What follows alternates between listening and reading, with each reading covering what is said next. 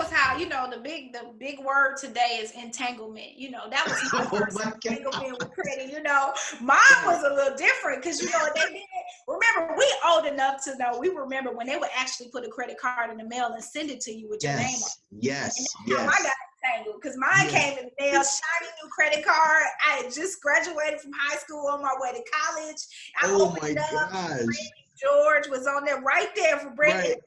Wow, they gave me Yes, free yes. money. All I Right. had to do was just call a number, And sign the back activate of it. the card. What? Yes. You know what I said? I said, God, answer my prayer. Because Uh-huh. I need this money. Right, right. And I had Oh no my idea. God. I didn't know how it worked. And then, see, I was so naive and ignorant. I had never known anything. When I saw it, because, I charged it right up. I bought everything I needed, and I bought stuff I wanted or felt like I deserved, Right. They had pay minimum payment was $20, and because I was so ignorant, I was thinking, what is $20 gonna do? Right, right. That ain't gonna hurt. More money, right? Exactly, Because exactly. they were suggesting I send them $20 when I need to, because I didn't know. I'm thinking this is a suggestion, so I'm like, no, $20 not gonna do nothing. I owe them too much money, so I'm gonna wait until I get some more money, because when my refund comes back from when it's next semester, yes, I get my money after the semester starts. However, when right. I'm gonna pay on this right here. Yeah, I'm gonna send them more than 20, so I'm not gonna send them $20 right now. Right. Not right now. Not right now. What is $20 gonna do? Because I didn't know. I didn't know it wasn't a suggestion. That was how you keep from jacking up your credit history. Exactly. Exactly. And so it starts with not knowing. It starts with us not having the conversations, and we don't have them, because just like credit in our community, it's just like finances are a lot of times. Yeah. Bills. You see your parents moving and doing things and being strategic to kind of meet all the ends, you know? But unless you're fortunate enough to grow up where your parents have the time, some people's parents don't have the time. They didn't have the ability because they were always so busy trying to make things happen and work. And you had a more responsibility to just life things that come about. They just weren't able. And then some felt like it wasn't your business. That's stay in a child's place, or put that on. I'm not gonna burden you with that. So we're not gonna talk about it. But as a result, the only lesson you teach your child is what they see. You see what I'm saying? And because I see you, then you draw a conclusion on your relationship with money and credit. And all I was told was credit was a trap. Just stay away from it. Credit, and most people that have good credit scores, they're not for us. I'll put it like that. I told that. And it was like, if you weren't rich, you weren't going to have credit, and your credit, a great credit score, was elusive to us. Yes. That was my point of reference. So I literally, and once I fell into the credit trap and charged up that card, credit card people, credit is evil. Right. It's a trap. They were right.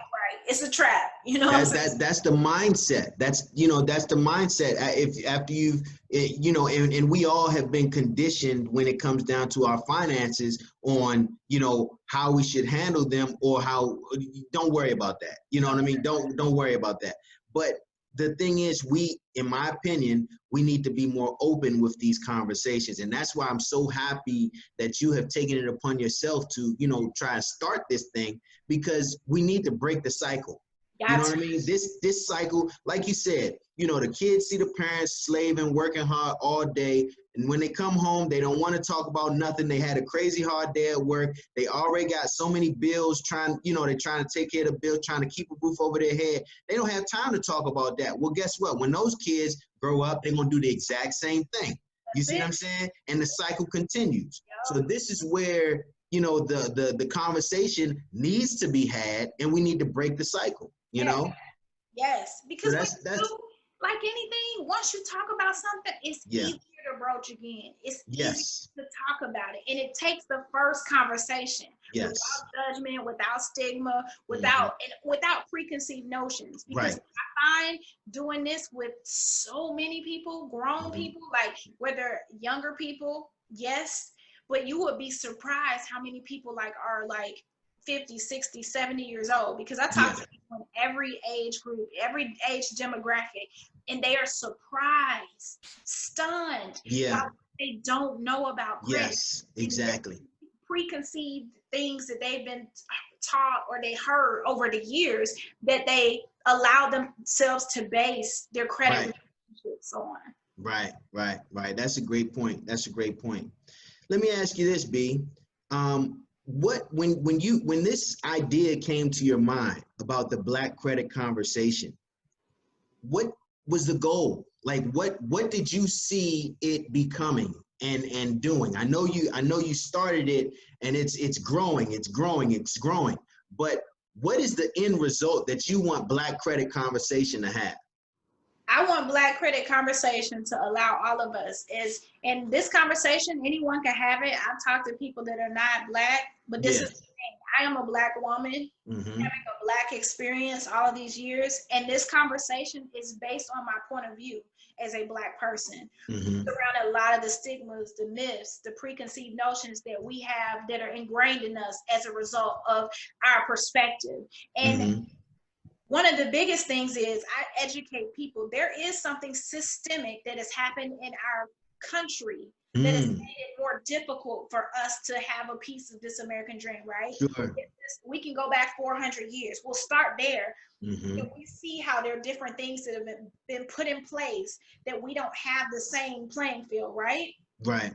But once you know better, I am a firm believer that once you know better, you do better. You do better, exactly. You do better. And it's my desire to be able to spread this message to everybody. I want everybody to know that having good credit and perfect credit is very much so attainable. Absolutely. It's not something you pay for and have somebody fix your credit. When people call me and they say, I'm calling because I heard that you could fix my credit. No, I am not a Yama. I'm not fixing your life. You see what I'm saying? It's up to you. What are your goals? And I'm gonna help you achieve them, because I'm a teach you and help you understand what this game is about. Just like in regular business, it's a game. You have to learn how to play it, the things you do, the things you don't do, how to put your team together, right? Credit is the same way. You have to understand when they report, how they report, what's the difference between the reporting date that the credit bureaus get from the credit card companies, because the credit card companies may report something that you owe to the credit bureau before you make the payment. Right. So your date and your statement date are two different things. See? Just like the reports to the credit bureaus is something else. I teach you how to be able to look at different free tools that are available to everybody that has a credit score. You can look, and I teach you how to systematically know when Capital One is going to report to the credit bureaus about what the current balance is. Which current balance may differ from the actual statement closing balance. You see what I'm saying? Right. That's true. Now, if you're trying to be strategic and methodical, because I know I got to meet with Sam. We got to meet with Sam Kofor September 15th, and we're going to start the process of buying a house. Well, it's August, 7th or 8th, whatever today is. That gives us a month and a week to strategically prepare. Well, credit bureaus report, they communicate, credit card companies normally communicate every 30 days, which means if somebody called me today and we start working, I could put them in a better situation credit-wise, so that on the 15th of September, their credit score has even increased some. Yes. So it's about being strategic. I'm teaching people how to have a strategic relationship with credit and to use that perfect and good credit to leverage opportunities for them. Whether you're a small business owner, whether you're trying to buy your first house, whether you're trying to buy a car.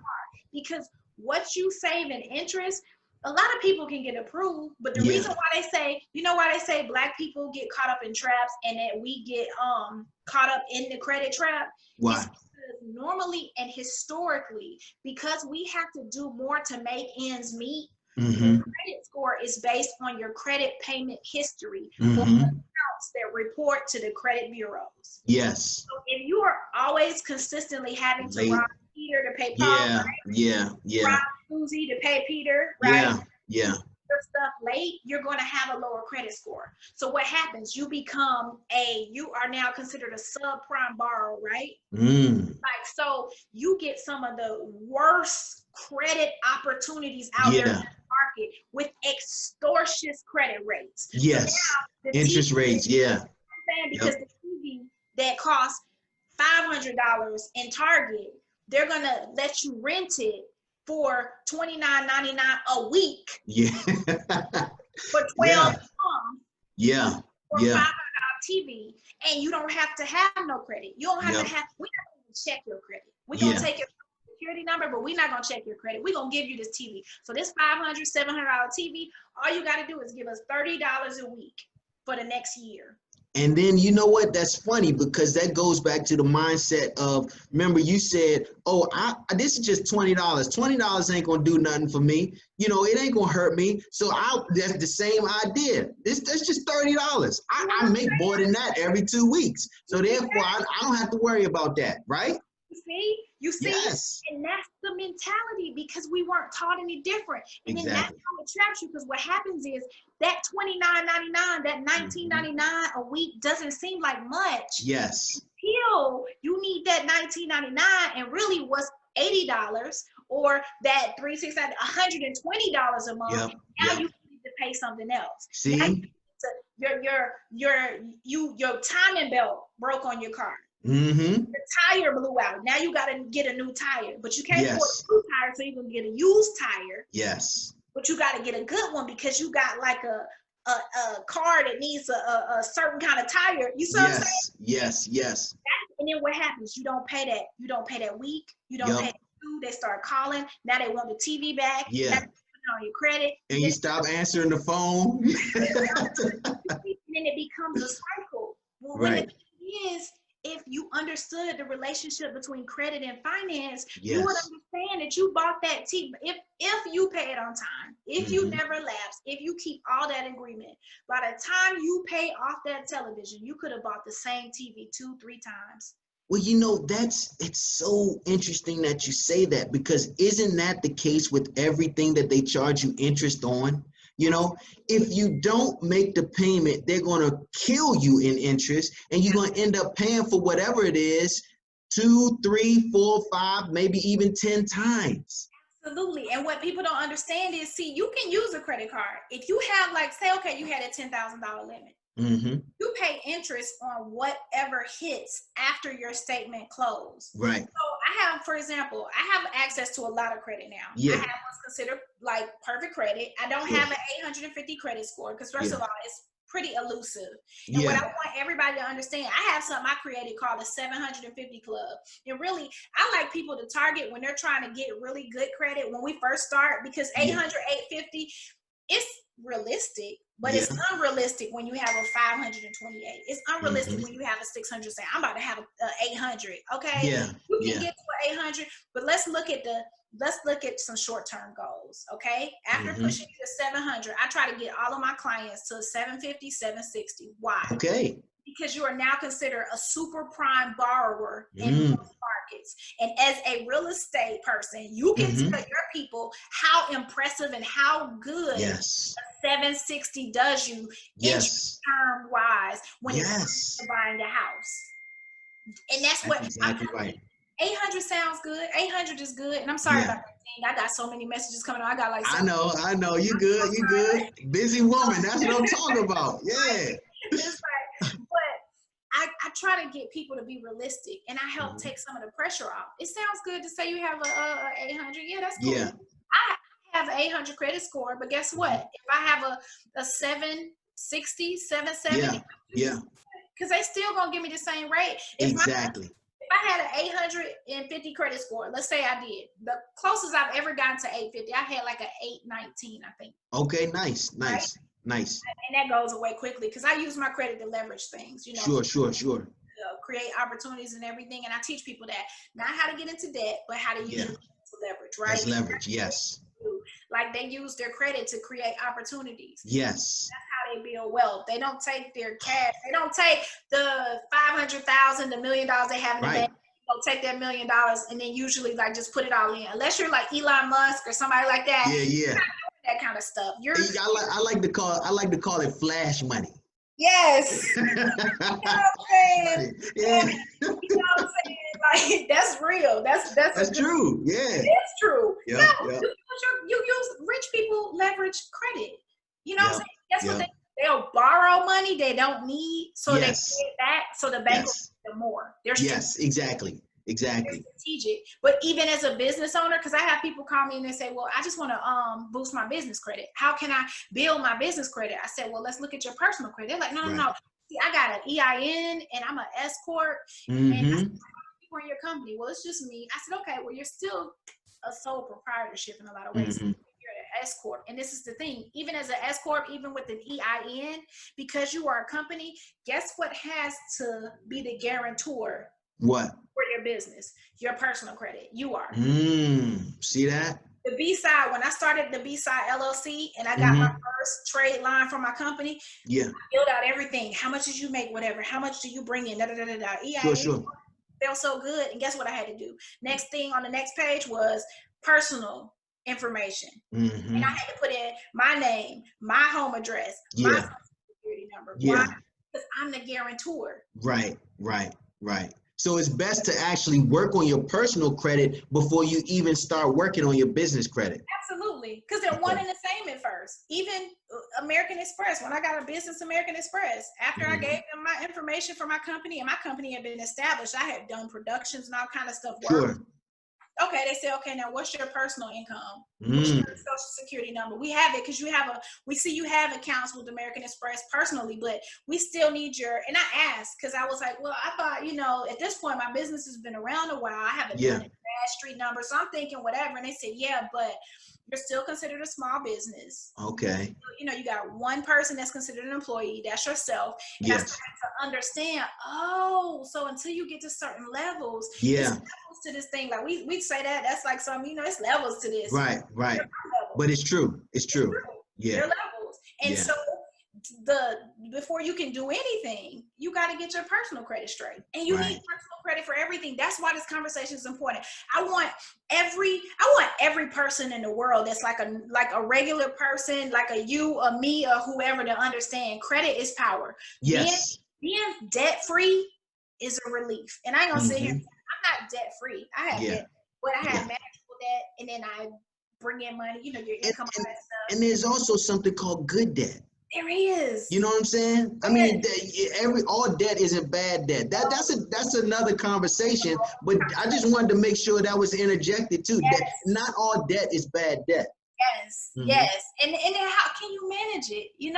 Like that's the thing. It's so many things. And I just want people to understand when you situate your credit to the point where if something should happen, for example, I just said when we first started, from March to September, I was going to be booked. I was going to be gone. I travel a lot for a living when I'm on tour, right? The money that I was scheduled to make working for the people I work for, for some people is life-changing. So that was 6 months.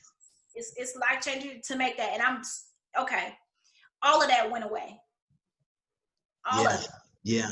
But the reason why I have lost sleep during this pandemic, in the last 6 months or whatever, how long it's been, 5 months, I've lost a lot of sleep. It has nothing to do with money. It has been with what's going on in our community. Okay. The stuff that's going on. What's the virus, the loss that people have been through. The sickness, the uncertainty. But the one thing that a lot of people and some of my peers have been struggling with, I have not had any sleep that I lost over money or finance. See? And one of those things is because I know if we had to, and I'm very grateful to God, I'm very grateful that this is not the case. But if we had to, we have enough credit at our disposal where we could literally live for another year without ever bringing in another dime. Let me find some wood. Right. I got you though. So it's leverage. It's leverage. If we had to, our credit is there to use it to help bridge a gap until we can bring in more income. That's the power of having great credit. That's so important to know. That's so important. I mean, that tip right there is worth its weight in gold already. You know what I mean? I'm telling you. Wow. Think about it. No more payday loans. And I'm saying because I've taken out payday loans. I've borrowed $1,500 years ago to be able to have money to meet ends, but I paid 42% interest. Right.